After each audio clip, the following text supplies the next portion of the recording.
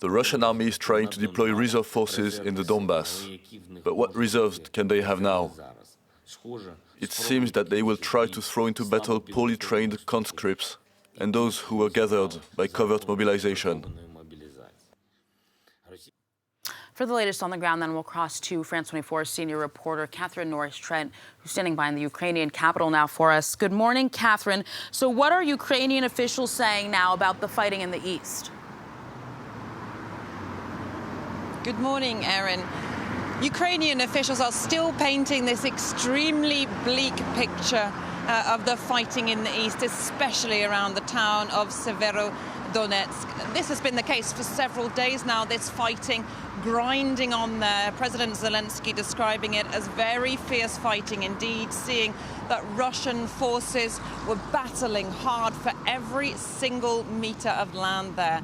And the regional governor of the Luhansk region, in which Severodonetsk is situated, said that 2 of 3 bridges into the town have now been destroyed by Russian forces, leaving just one bridge which is in a very damaged condition, meaning that trucks cannot pass for risk of collapse, and saying that that bridge is coming under constant fire. So that means that further evacuations are extremely difficult, if not impossible, and of course cuts off a supply route and a tactical route for Ukrainian forces. So they are still holding on to a patch of land in an industrial plant where there was a fire on a chemical factory, Ukrainian officials say, where civilians were sheltering. But at the moment, it's extremely precarious still.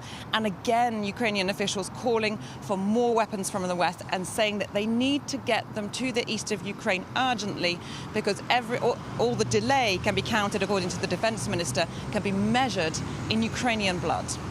And to change on another development in Ukraine, Catherine, the rights group Amnesty International has accused Russia of war crimes now, particularly in Kyiv. What else do we know about those accusations? What's happening there? This is a new report by Amnesty International entitled "Anyone Can Die at Any Time," and it centers on the city of Kyiv, Ukraine's second city, where I myself and our team from France 24 spent several weeks reporting. Amnesty International have confirmed that it was coming under indiscriminate bombing on residential areas. That is something we witnessed and reported on ourselves firsthand. Amnesty International also have been on the ground collecting evidence of the weapons used.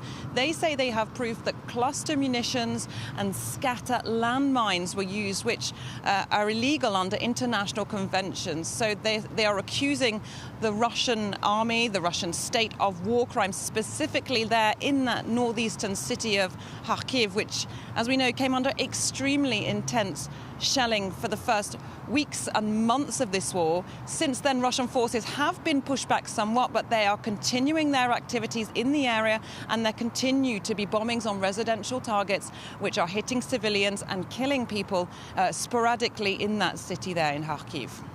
Catherine Norris Trent, thank you very much for that update in Kyiv.